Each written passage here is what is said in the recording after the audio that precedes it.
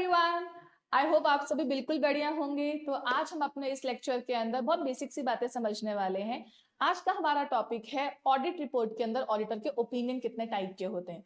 कई बार हमने देखा है स्टूडेंट्स को बहुत कंफ्यूजन रहता है कि कहाँ पर मॉडिफाई ओपिनियन आना है, कहाँ एडवर्स ओपिनियन आना है, कहाँ डिस्क्लेमर ओपिनियन आना है। अपना हम इस वन शॉर्ट छोटी सी वीडियो के अंदर आपके इस पूरे के पूरे कंफ्यूजन को कंप्लीटली क्लियर कर देंगे। तो चलो चलते हैं हमारे टॉपिक की तरफ, जहां हम लोग समझने वाले हैं कि ऑडिट रिपोर्ट के अंदर ऑडिटर के कितने टाइप के ओपिनियन होते हैं। बात को समझने के लिए हम लोग बिल्कुल बेस से उठाते हैं अपने टॉपिक। सबसे पहली बात हम ये देखते हैं, हमारा जो ऑडिटर होता है वो ऑडिटर अपना ओपिनियन कहाँ पे लिखता है? ऑडिट रिपोर्ट के अंदर लिखता है। तो ऑडिटर जो अपना ओपिनियन हमें लिख के दे रहा है वो ओपिनियन कहाँ लिख के देता है? ऑडिटर्स रिपोर्ट में लिख के देता है।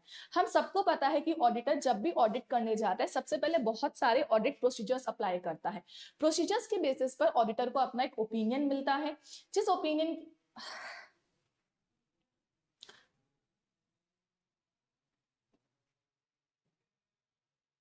हम सबको पता है कि ऑडिटर जब ऑडिट करने जाता है तो सबसे पहले बहुत सारे ऑडिट प्रोसीजर्स अप्लाई करता है। उन प्रोसीजर्स के बेसिस पे ऑडिटर को अपने कुछ एविडेंसेस ऑब्टेन होते हैं, जिन एविडेंसेस के बेसिस पर ऑडिटर एक कंक्लूजन बनाता है और कंक्लूजन के बेसिस पर ही ऑडिटर अपना ओपिनियन एक्सप्रेस करता है। जैसा कि अभी मैंने कहा कि ये ओपिनियन हम लोग कहाँ एक्सप्रेस करते हैं? अपने ऑडिटर्स रिपोर्ट में एक्सप्रेस करते हैं। अब इसी के ओपिनियन के ऊपर चलते हैं। सबसे पहला पॉइंट देखते हैं, जब ऑडिटर ने प्रोसीजर लगाया और प्रोसीजर से ऑडिटर को इस तरीके के एविडेंसेस मिल रहे हैं कि वो एविडेंसेस ये शो कर रहे हैं कि जो भी फाइनेंशियल स्टेटमेंट बना है कि पूरा का पूरा financial statement as per applicable FRF बन रहा है। फाइनेंशियल स्टेटमेंट कैसे बन रहा है? एज पर एप्लीकेबल FRF बन रहा है। अगर financial statement as per applicable FRF बना है तो मैं कंक्लूड कर सकती हूं कि हमारा financial statement true and fair view दे रहा है। क्या दे रहा है? हमारा financial statement true and fair view दे रहा है। जब भी आपका financial statement true and fair view देता है तो उस केस में ऑडिटर अपना ओपिनियन जो एक्सप्रेस करेगा वो ओपिनियन ऑडिटर या तो बोलेगा अनमॉडिफाइड या फिर बोलेगा अनक्वालिफाइड। क्या ओपिनियन बोलेगा ऑडिटर? ऑडिटर बोलेगा कि मेरा ओपिनियन जो है इस मैटर के ऊपर या तो अनमॉडिफाइड है या फिर अनक्वालिफाइड है। दोनों में से हम लोग कोई भी वर्ड यूज कर सकते हैं। यहाँ पे हमारा कहने का मतलब है कि फाइनेंशियल स्टेटमेंट एकदम सही बने हुए हैं। कैसे बने हुए हैं फाइनेंशियल स्टेटमेंट? आपके फाइनेंशियल स्टेटमेंट एकदम सही बने हुए हैं, इसीलिए हम जो वर्ड यूज कर रहे हैं वो वर्ड है अनमॉडिफाइड या फिर वर्ड है आपका अनक्वालिफाइड। आई होप ये वाली बात आप लोगों को क्लियर होगी। अब जब भी हम अपना ओपिनियन एक्सप्रेस करेंगे अनमॉडिफाइड या फिर अनक्वालिफाइड, वो ओपिनियन एक्सप्रेस किया जाता है एज पर SA 700। कौन से SA के अकॉर्डिंग एक्सप्रेस किया जाएगा? SA 700 के अकॉर्डिंग एक्सप्रेस किया जाएगा। अनमॉडिफाइड अनक्वालिफाइड मतलब फाइनेंशियल स्टेटमेंट कौन सा व्यू दे रहा है? हमारा फाइनेंशियल स्टेटमेंट हमको ट्रू एंड फेयर व्यू दे रहा है। कौन सा व्यू दे रहा है? True and fair view. It means financial statement as per applicable financial reporting framework FRF के अकॉर्डिंग ही बन रहे हैं।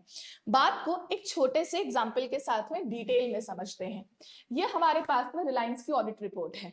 रिलायंस की ऑडिट रिपोर्ट अगर हम ध्यान से देखें तो यहाँ पर ऑडिटर ने अपना एक ओपिनियन एक्सप्रेस कर रखा है over the financial statement of the Reliance limited. इस ओपिनियन सेक्शन को अगर आप ऑडिट रिपोर्ट के अंदर बहुत ध्यान से देखेंगे तो ओपिनियन सेक्शन में ऑडिटर क्या कह रहा है? ओपिनियन सेक्शन में ऑडिटर की लैंग्वेज कुछ इस तरीके से है, इन आर ओपिनियन, हमारे ओपिनियन में जो आपको ऊपर फाइनेंशियल स्टेटमेंट्स मिल रही है, ये फाइनेंशियल स्टेटमेंट प्रोवाइड कर रही है ट्रू एंड फेयर व्यू। कौन सा व्यू दे रही है financial statement? True and fair view.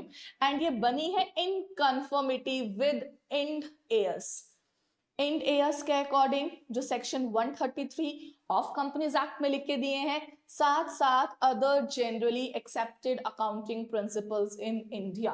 क्योंकि फाइनेंशियल स्टेटमेंट बिल्कुल FRF यानी कि Ind AS, generally accepted GAAP, इन सब के अकॉर्डिंग बना हुआ है, तो हम ये कह रहे हैं फाइनेंशियल स्टेटमेंट कौन सा व्यू दे रहा है? ट्रू एंड फेयर व्यू दे रहा है।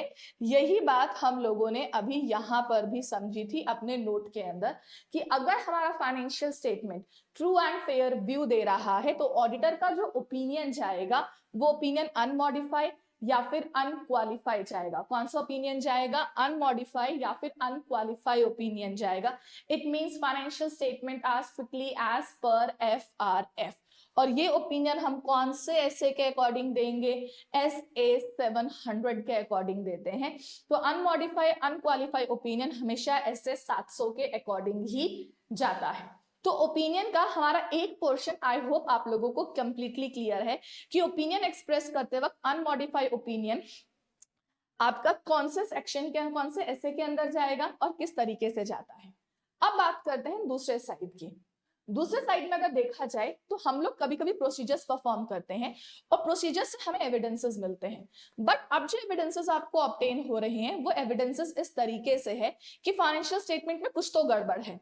फाइनेंशियल स्टेटमेंट में कुछ तो गड़बड़ है का मतलब क्या है कि आपके जो फाइनेंशियल स्टेटमेंट्स हैं, आपके जो फाइनेंशियल स्टेटमेंट्स हैं वो फाइनेंशियल स्टेटमेंट FRF के अकॉर्डिंग नहीं बन रहे हैं।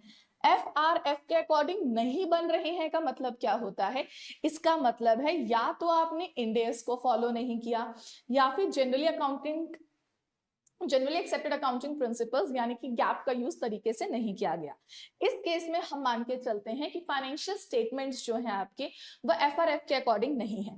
जब भी फाइनेंशियल स्टेटमेंट FRF के अकॉर्डिंग नहीं बनता है तो हम बोलते हैं फाइनेंशियल स्टेटमेंट्स आर मिसस्टेटेड। क्या बोलते हैं हम लोग? Basically financial statements are मिसस्टेटेड।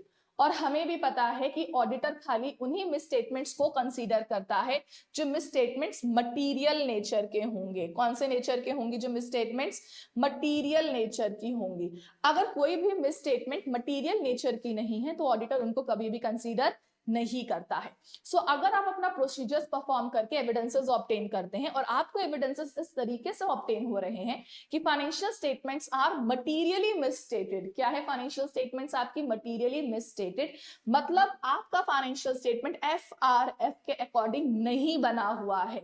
तो उस केस के अंदर आप अपना ओपिनियन या तो मॉडिफाई देते हैं या फिर क्वालिफाई देते हैं। कौन सा ओपिनियन जाएगा आपका? या तो मॉडिफाई ओपिनियन जाएगा या फिर आपका क्वालिफाई ओपिनियन जाएगा। Whatever is your opinion, modify, qualify, ये कौन से SA के अकॉर्डिंग जाएगा? ये जाएगा आपका SA 705 के अकॉर्डिंग। कौन से SA के अकॉर्डिंग जाएगा? SA 705 के अकॉर्डिंग जाएगा। तो अभी तक में हमने एक छोटी सी बात को समझा कि अगर मुझे फाइनेंशियल स्टेटमेंट में मटेरियल मिसस्टेटमेंट्स मिल रही है, मतलब मेरा फाइनेंशियल स्टेटमेंट FRF के अकॉर्डिंग नहीं बना हुआ है, तो इस केस में मॉडिफाई या फिर क्वालिफाई। जब सब कुछ बिल्कुल सही है, मतलब फाइनेंशियल स्टेटमेंट FRF के अकॉर्डिंग है, तो वर्ड आएगा अनमॉडिफाई अनक्वालिफाई, और यहां वर्ड क्या आएगा? Modify and qualify. I hope ये वाला पॉइंट आपका क्लियर है। इस बात को भी छोटे से एग्जाम्पल के साथ हम लोग समझते हैं। ये हमारे पास में स्पाइस जेट की ऑडिट रिपोर्ट है। कौन सी ऑडिट रिपोर्ट है हमारे पास में? स्पाइस जेट की ऑडिट रिपोर्ट है। स्पाइस जेट की ऑडिट रिपोर्ट में ऑडिटर ने जो ओपिनियन दे रखा है वो ओपिनियन कौन सा है आपके पास में? Qualified opinion. कौन सा ओपिनियन दे रखा है ऑडिटर ने यहाँ पर? ऑडिटर ने यहाँ पर क्वालिफाइड ओपिनियन एक्सप्रेस कर रखा है। क्वालिफाइड ओपिनियन मतलब कुछ तो गड़बड़ है, फाइनेंशियल स्टेटमेंट FRF के अकॉर्डिंग नहीं बना हुआ। अब हम एक बात समझते हैं, जब भी आप अपना ओपिनियन क्वालिफाई या मॉडिफाई देते हैं उस केस में आपको अपने ओपिनियन के रीजंस को बताना भी कंपलसरी है। ये रीजन बताना क्यों कंपलसरी है? व्हेन यू आर सेइंग सब कुछ बिल्कुल ठीक है, तो ठीक क्यों है? तुमने बोल तो दिया था कि FRF के अकॉर्डिंग और गैप के अकॉर्डिंग बन रहा था, लेकिन जब कुछ गड़बड़ है तो गड़बड़ क्यों है उसका हमें रीजन लिख के देना पड़ता है। तो जब भी ऑडिटर अपना ओपिनियन क्वालिफाई या मॉडिफाई दे रहा है, उन सर्कमस्टेंसेस में ऑडिटर को अपने ओपिनियन के रीजंस लिखने पड़ेंगे। ये रीजंस हमने कौन से केस में नहीं लिखे हुए? जब आपका ओपिनियन जा रहा था अनमॉडिफाई। जब हमारा अनमॉडिफाई ओपिनियन होता है तो हेडिंग में सिर्फ और सिर्फ वर्ड ओपिनियन आता है, आगे अनमॉडिफाइड लिखने की जरूरत नहीं है। इट इज सेल्फ एक्सप्लेनेटरी कि अगर कुछ भी नहीं लिखा हुआ है तो सब कुछ बिल्कुल सही ही होगा। तो यहां पर देखा जाए तो ओपिनियन सेक्शन के बाद में बेसिस फॉर ओपिनियन दिया है, पर बेसिस फॉर ओपिनियन में हमने यही बात लिखी हुई है कि फाइनेंशियल स्टेटमेंट जो है आपके बेसिकली इंड एएस के अकॉर्डिंग और एफआरएफ के अकॉर्डिंग है। लेकिन जब आप यहां लिख रहे हो तो देखो यहां पर 2 पैराग्राफ है, कितने पैराग्राफ? 2। और यहां पे सिर्फ और सिर्फ कितने पैराग्राफ थे? 1 पैराग्राफ थे। स्पाइस चेक के अंदर जब हम लोगों को बेसिस फॉर क्वालिफाइड ओपिनियन है तो आपको रीजन लिख के मेंशन करना पड़ेगा कि क्वालिफाइड ओपिनियन दिया था तो क्यों दे रखा था। देखो क्या पॉइंट लिखा हुआ है, we draw your attention to note number 48 of accompanying financial statement. Financial statement के नोट नंबर 48 के अंदर कोई बात लिख के दे रखी है। क्या बात लिख के दे रखी है? वहां लिखा हुआ है रिकॉग्नाइजेशन ऑफ अदर इनकम। क्या पॉइंट लिखा हुआ है?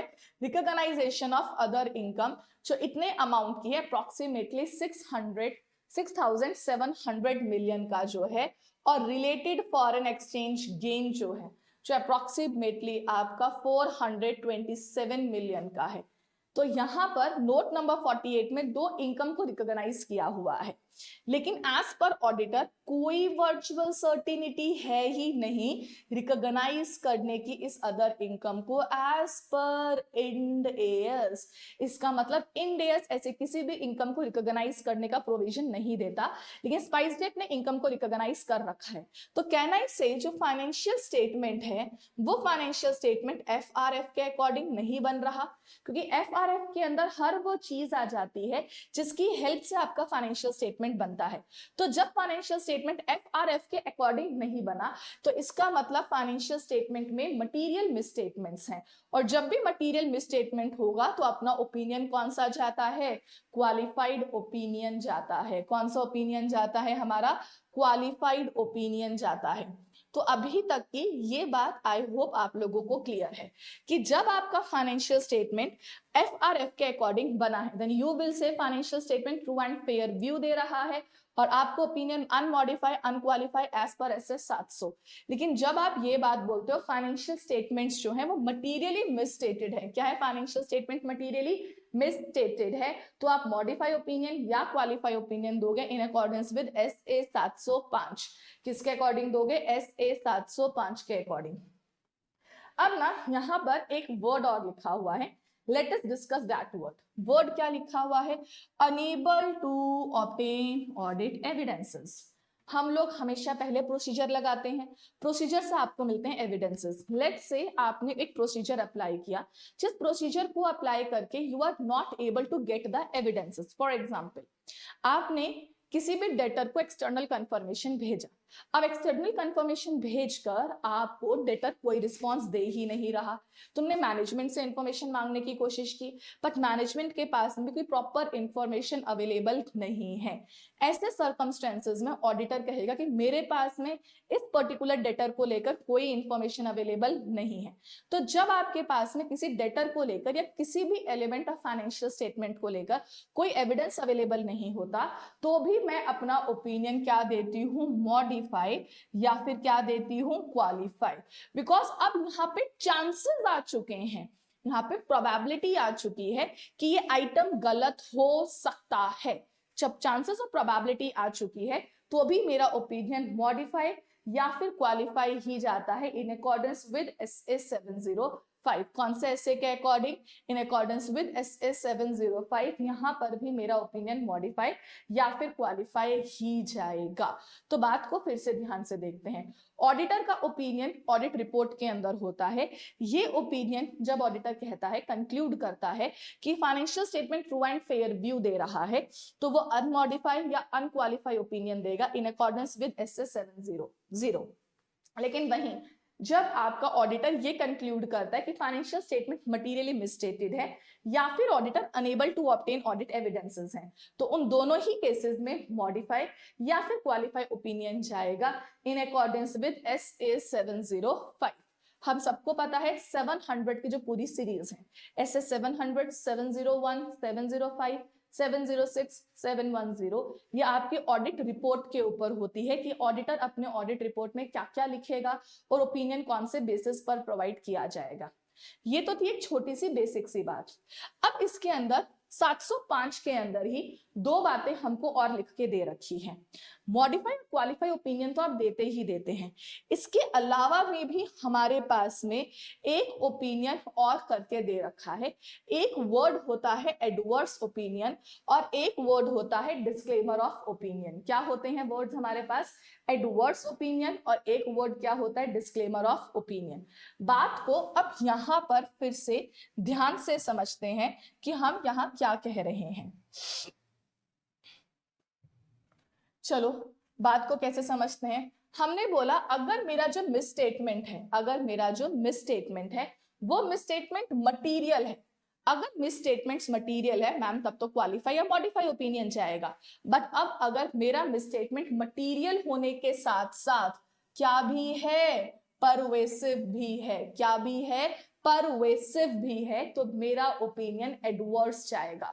ये वर्ड को चेंज करने की रिक्वायरमेंट क्या पड़ी? जस्ट इमेजिन एक फाइनेंशियल स्टेटमेंट में एक या दो गलती है। जैसे मैंने स्पाइसजेट की फाइनेंशियल स्टेटमेंट देखी, तो स्पाइसजेट की फाइनेंशियल स्टेटमेंट में दो गलतियां प्रेजेंट थी, दो मिस्टेक्स या तो फिर कह सकते हैं आप दो मटेरियल मिसस्टेटमेंट्स प्रेजेंट थी।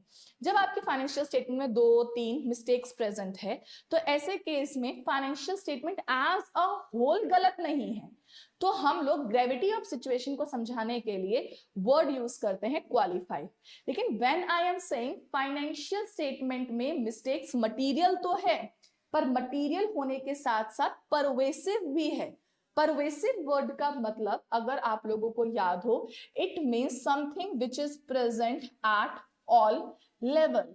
ऐसी चीजें जो बहुत सारे लेवल्स पर प्रेजेंट होती है या बहुत सारी जगह पर प्रेजेंट होती है। फॉर एग्जाम्पल मैं कह रही हूं एक एंटिटी की जब मैं ऑडिट करने गई तो एंटिटी के अंदर स्टॉक भी गलत लिखा हुआ था, आपका फिक्स एसेट का रिकॉर्डिंग भी गलत है, एंटिटी ने डेटर्स भी गलत लिखे हुए हैं, लोन का अमाउंट भी गलत लिखा हुआ है, क्रेडिटर्स का अमाउंट भी गलत लिखा हुआ है, शेयर कैपिटल का ट्रीटमेंट भी सही नहीं है, बैंक का स्टेटमेंट भी गलत लिखा हुआ है, बीआरएस भी सही नहीं बना हुआ है, यहाँ तक कि एंटिटी के जो आउटस्टैंडिंग पेबल्स दिखाए हुए हैं, सैलरी पेबल्स हो गया तुम्हारा, जीएसटी पेबल हो गया, इनमें भी बहुत सारी मिस्टेक्स हैं।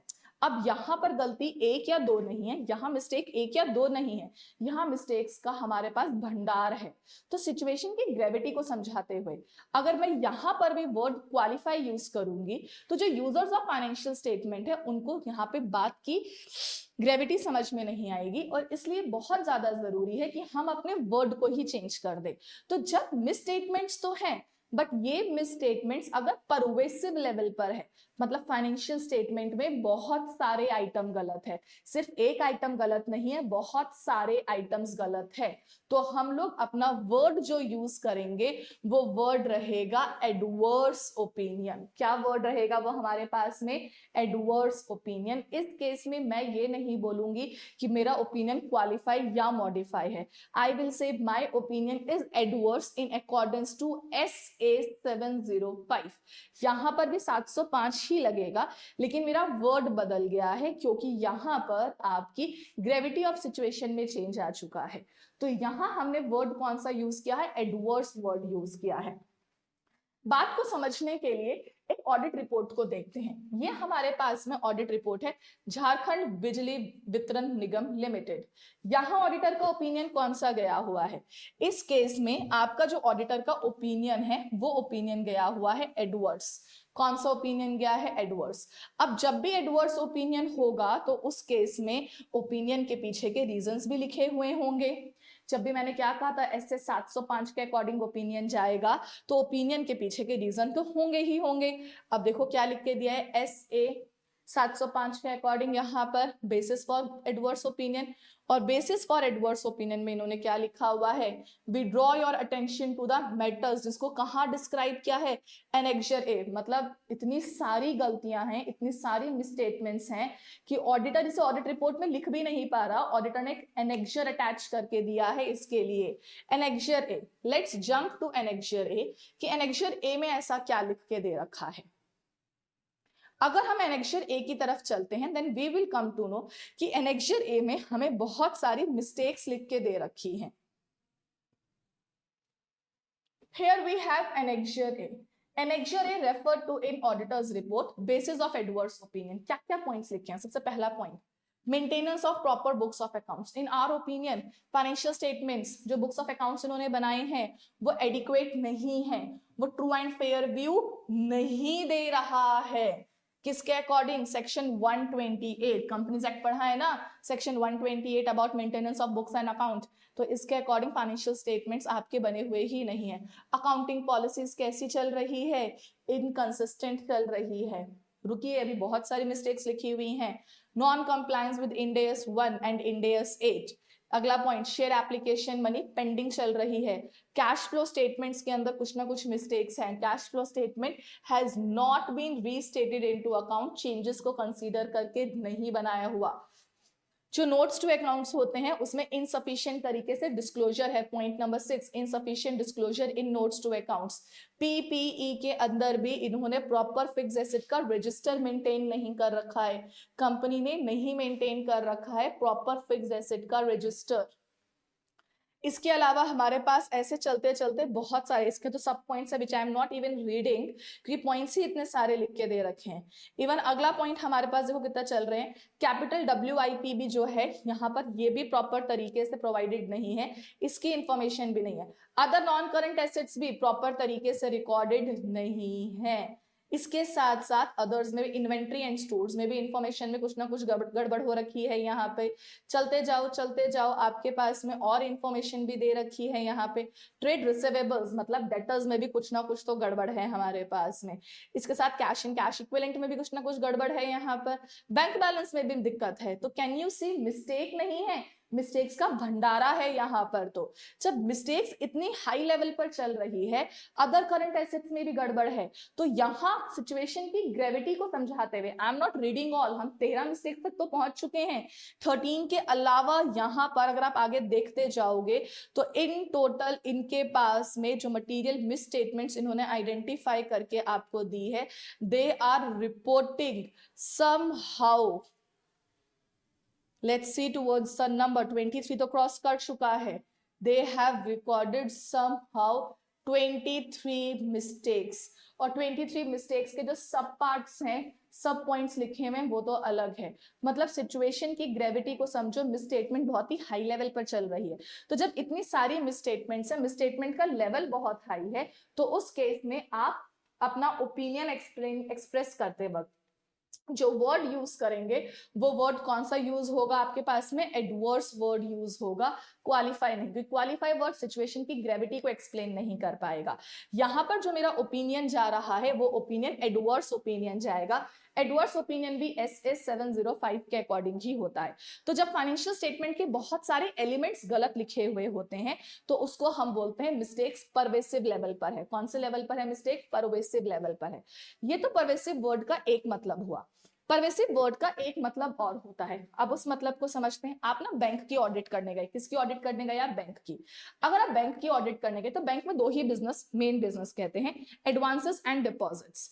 अब बैंक के जो फिक्स्ड एसेट्स होते हैं, फिक्स एसेट्स के अंदर आप देखेंगे जो मेजर पोर्शन है बैंक के एसेट्स एरिया का, वो मेजर पोर्शन आपको एडवांसेस का दिखेगा। अगर एक बैंक का बैलेंस शीट है लेट्स से 100 CR का, कितने का बैलेंस शीट बोल रही हूँ बेसिकली, लेट्स से एक बैंक का है फाइनेंशियल स्टेटमेंट और ये आपका बैलेंस शीट है। बैलेंस शीट में यहाँ का जो टोटल लिखा हुआ है वो 10,000 CR लिखा हुआ है एसेट साइड्स का। कौन सा साइड का? एसेट साइड का। और इस एसेट साइड में कंपनी के लिखे हुए हैं एडवांसेस। एडवांसेस का जो पोर्शन है वो पोर्शन है 6,000 करोड़। कितने का है? 6,000 करोड़ का। तो मैं कह सकती हूं advances 60% of total of balance sheet को रिप्रेजेंट कर रहा है। अब अगर जो एक मटेरियल मिस स्टेटमेंट है, वो सिर्फ एडवांसेस में है, मतलब कितने एलिमेंट में है? सिर्फ एक ही एलिमेंट में है। बट ये एक एलिमेंट में भी अगर मिस्टेक है और ये एक एलिमेंट भी फाइनेंशियल स्टेटमेंट का 60% रिप्रेजेंट कर रहा है, तो ऐसे केस में भी इसे परवेसिव ही कहा जाएगा, क्योंकि फाइनेंशियल स्टेटमेंट देखा जाए तो मोटा मोटी यहां पर भी गलत ही है। अब बहुत सारे आइटम्स में गड़बड़ है या फिर किसी एक आइटम में। लेकिन अगर किसी एक आइटम में मिस्टेक है तो वो एक मिस्टेक भी बहुत बड़ा पोर्शन रिप्रेजेंट करना चाहिए फाइनेंशियल स्टेटमेंट का। तो परवेसिव वर्ड के अभी तक में दो मतलब हुए। तो दो मतलब के अंदर सबसे पहला मतलब जो परवेसिव वर्ड का हुआ था वो ये था कि बहुत सारे आइटम्स फाइनेंशियल स्टेटमेंट के मिसस्टेटेड लिखे हुए हैं। सेकंड जो जस्ट अभी हमने समझा कि फाइनेंशियल स्टेटमेंट के बहुत सारे आइटम्स गलत नहीं है, एक आइटम गलत है या दो आइटम गलत है, लेकिन वो एक आइटम भी इतना बड़ा प्रपोर्शन शो कर रहा है कि फाइनेंशियल स्टेटमेंट का बहुत बड़ा अमाउंट उसमें इन्वॉल्व हो रखा है। तो परवेसिव वर्ड के दो मतलब क्लियर हुए। परवेसिव वर्ड का हमारे पास में एक थर्ड मीनिंग भी होता है। थर्ड मीनिंग समझते हैं परवेसिव का क्या होता है। परवेसिव वर्ड का थर्ड मीनिंग होता है कि फाइनेंशियल स्टेटमेंट के अंदर आपको जो मिस्टेक्स मिल रही हैं वो पीएनएल बैलेंस शीट वगैरह में नहीं है, मिस्टेक है नोट्स टू अकाउंट्स के अंदर। नोट्स टू अकाउंट्स के अंदर प्रॉपर डिस्क्लोजर ही नहीं दे रखा। जैसे हमारे पास में फंडामेंटल अकाउंटिंग प्रिंसिपल्स होते हैं, फंडामेंटल अकाउंटिंग अजम्पशंस होते हैं हमारे पास में। अब जो हमारे पास में फंडामेंटल अकाउंटिंग अजम्पशंस हैं वहां तीन अजम्पशंस होते हैं, accrual basis, going concern and consistency. अगर एक एंटिटी है उस एंटिटी के अंदर गोइंग कंसर्न, एंटिटी का गोइंग कंसर्न ही रिस्क पर है तो एंटिटी को इस बात को नोट्स टू अकाउंट्स में शो करना चाहिए। अब आप कहते हैं एंटिटी फेल हो गई है, एंटिटी ने इसका प्रॉपर और एडिक्वेट डिस्क्लोजर प्रोवाइड अगर नहीं किया, तो कहने के लिए तो कहा जाएगा कि आपने सिर्फ और सिर्फ एक डिस्क्लोजर नहीं दिया। But can't you think so, ये एक डिस्क्लोजर एक यूजर के फंडामेंटल अंडरस्टैंडिंग के लिए कितना जरूरी है।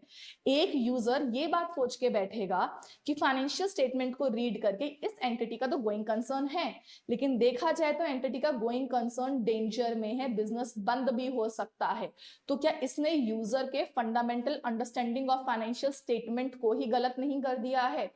तो अगर कोई ऐसा डिस्क्लोजर जो यूजर के fundamental understanding of financial statement के लिए बहुत ज्यादा इंपॉर्टेंट है और ऐसा डिस्क्लोजर फाइनेंशियल स्टेटमेंट में प्रोवाइडेड नहीं है, तो उस केस में भी हमारा जो ओपिनियन जाता है वो ओपिनियन एडवर्स ही जाएगा, क्योंकि यहां पर जो गलती है वो एडवर्स ही कहलाएगी। तो परवेसिव वर्ड के टोटल तीन मतलब होते हैं। सबसे पहला मतलब जो परवेसिव वर्ड का था, बहुत सारी मिस्टेक्स, बहुत सारे आइटम्स, बहुत सारे एलिमेंट्स में गलती है। सेकंड पॉइंट जो हमने देखा, बहुत सारे आइटम्स में मिस्टेक नहीं है, मिस्टेक सिर्फ एक आइटम के अंदर है लेकिन वो प्रपोर्शन के अंदर बहुत बड़ा था। थर्ड पॉइंट, एक ऐसा डिस्क्लोजर गलत दे रखा है जो डिस्क्लोजर बहुत ज्यादा इंपॉर्टेंट है यूजर की basic understanding of financial statement के लिए। तो अगर कोई भी मिसस्टेटमेंट मटीरियल होने के साथ साथ परवेसिव भी है, कोई भी मिसस्टेटमेंट मटीरियल होने के साथ साथ परवेसिव भी है, तो ऑडिट रिपोर्ट में मेरा जो ओपिनियन जाता है वो ओपिनियन जाएगा एडवर्स ओपिनियन। कौन सा ओपिनियन जाएगा? Adverse opinion. अगर हम लोग यहाँ पे ध्यान से देखें तो अपने पास में परवेसिव वर्ड के तीन मतलब हम लोगों ने समझे। कितने मतलब समझे परवेसिव वर्ड के? तीन।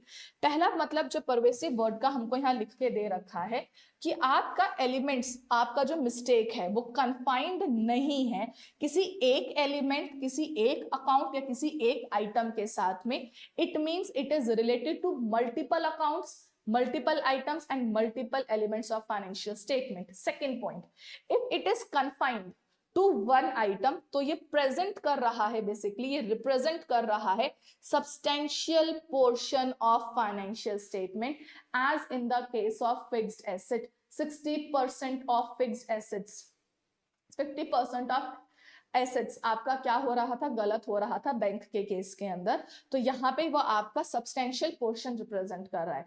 वेरी थर्ड पॉइंट जो हमें यहाँ लिख के दे रखा है कि इन रिलेशन टू डिस्क्लोजर, एक ऐसा डिस्क्लोजर जो बहुत ही फंडामेंटल है यूजर की अंडरस्टैंडिंग ऑफ फाइनेंशियल स्टेटमेंट के लिए। अगर ऐसा कोई डिस्क्लोजर ही गलत कर रखा है तो यहाँ पर भी आपका परवेसिव ही कहलाएगा। So if any misstatement is material as well as pervasive, तो ऑडिटर का ओपिनियन कौन सा जाएगा? एडवर्स ओपिनियन जाएगा। क्लियर? तो अभी तक में हमने क्या बात समझी? अभी तक की मेरी बात ये थी कि अगर financial statement true and fair view provide कर रहे हैं तो इस केस में हमारा जो ऑडिटर का ओपिनियन जाएगा वो आपका ओपिनियन जाएगा अनमॉडिफाई या फिर अनक्वालिफाई एज पर एसए 700। क्लियर? वहीं अगर हमारे ऑडिटर का कंक्लूजन ये आ रहा है कि फाइनेंशियल स्टेटमेंट के अंदर मटेरियल मिसस्टेटमेंट्स हैं और वो मटेरियल मिसस्टेटमेंट सिर्फ मटेरियल है, परवेसिव नहीं है, तो इस केस में मेरा ओपिनियन जो जाएगा वो क्वालिफाई जाएगा या मॉडिफाई जाएगा एज पर SA 705। लेकिन वहीं अगर मैं ये कह रही हूँ मिस्टेक्स जो हैं वो मिस्टेक्स आपके पास में मटीरियल होने के साथ साथ परवेसिव भी है, तो अपना जो वर्ड लिखाएंगे हम लोग वो लिखेंगे adverse opinion as per SA 705। अब एक और बात को समझते हैं और हमारा लास्ट पॉइंट समझते हैं बिल्कुल।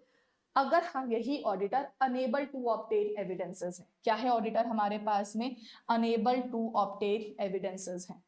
अनेबल टू ऑब्टेन एविडेंसेस अगर सिर्फ मटेरियल आइटम्स को लेकर है, कौन से आइटम्स को लेकर, अगर सिर्फ मटेरियल आइटम्स को लेकर है तो आप अपना वर्ड लिखते थे क्वालिफाइड या फिर वर्ड लिखते थे डिस्क्लेमर, ठीक है। तो फिर आप अपना वर्ड लिखते थे क्वालिफाइड या फिर अपना वर्ड लिखते थे मॉडिफाइड, ठीक है। लेकिन वहीं अगर हमारा ऑडिटर जो है वो अनेबल टू ऑब्टेन एविडेंसेस है मटेरियल के साथ साथ कौन से चीज के लिए भी, परवेसिव के लिए भी। परवेसिव वर्ड के वही 3 मतलब है जो अभी हमने थोड़ी देर पहले समझे थे परवेसिव के लिए, तो हमारा जो ओपिनियन जाएगा वो जाएगा डिस्क्लेमर ऑफ ओपिनियन। क्या वर्ड लिखेंगे, डिस्क्लेमर ऑफ ओपिनियन। वही बात है, सिचुएशन की ग्रेविटी को समझाने के लिए हम लोग वर्ड जो है यहाँ पर क्वालिफाई ना लिखकर वर्ड क्या लिखेंगे, डिस्क्लेमर ऑफ ओपिनियन लिखेंगे। बात को देखो समझते हैं एक और एग्जाम्पल के साथ में कि डिस्क्लेमर ऑफ ओपिनियन कब जाएगा। ये डिलॉइट की ऑडिट रिपोर्ट है, बेसिकली डिलॉइट के थ्रू इशू करी गई ऑडिट रिपोर्ट है। इस ऑडिट रिपोर्ट के अंदर ऑडिटर ने जो ओपिनियन दे रखा है वो दे रखा है डिस्क्लेमर ऑफ ओपिनियन। अब डिस्क्लेमर ऑफ ओपिनियन के लिए इन्होंने समझाया भी है, कुछ पैराग्राफ्स लिखे हुए नोट्स टू अकाउंट्स में 2.1 और 2.1D के लिए, जहां पर ये गोइंग कंसर्न को लेके कुछ बातें कर रहे हैं कि गोइंग कंसर्न को लेके मटेरियल अनसर्टेनिटीज है, कुछ भी कहा नहीं जा सकता एंटिटी गोइंग कंसर्न है या फिर गोइंग कंसर्न नहीं है। और इसी चीज के चलते ऑडिटर को गोइंग कंसर्न के लिए कोई ओपिनियन ऑब्टेन और इसी चीज के चलते ऑडिटर को गोइंग कंसर्न को लेकर किसी भी तरीके के एविडेंसेस ऑब्टेन नहीं हो रहे हैं। तो जब ऐसा हो रहा है तो auditor unable to obtain audit evidences है परवेसिव आइटम के लिए। परवेसिव क्यों, क्योंकि ऑडिटर एंटिटी के गोइंग कंसर्न को लेकर किसी भी प्रकार का कोई भी एविडेंस ऑब्टेन नहीं कर पा रहा है। परवेसिव के डेफिनेशन का थर्ड पॉइंट याद करने की कोशिश करो। थर्ड पॉइंट क्या कह रहा था, कोई भी ऐसा डिस्क्लोजर जो फंडामेंटल है यूजर की अंडरस्टैंडिंग के लिए, अगर ऐसा डिस्क्लोजर को लेकर भी auditor unable to obtain audit evidences हो जाता है तो वहां पर भी ऑडिटर का ओपिनियन डिस्क्लेमर जाएगा, बिकॉज ये परवेसिव की कैटेगरी के अंदर ही आ जाता है। तो आई होप आप लोगों के ओपिनियंस प्रिटी क्लियर हुए होंगे कि ओपिनियंस में किस तरीके से आप अपना पॉइंट एक्सप्रेस कर सकते हैं। चीजों को एट अ ग्लांस फटाफट से समझ लेते हैं। अगर ऑडिटर ये कहता है कि financial statement as per applicable FRF बना है, मतलब ट्रू एंड फेयर व्यू दे रहा है, तो ऐसे केस में मेरा जो ओपिनियन जाएगा वो ओपिनियन अनक्वालिफाइड या अनमॉडिफाइड जाएगा एज पर SA 700। अगला पॉइंट आता है, अगर ऑडिटर को लगता है फाइनेंशियल स्टेटमेंट में मटीरियल मिसस्टेटमेंट्स हैं या फिर auditor unable to obtain audit evidences है, तो इस केस में हमारा जो ओपिनियन जाएगा वो ओपिनियन आपका क्वालिफाइड या फिर मॉडिफाई जाएगा एज पर SA 705।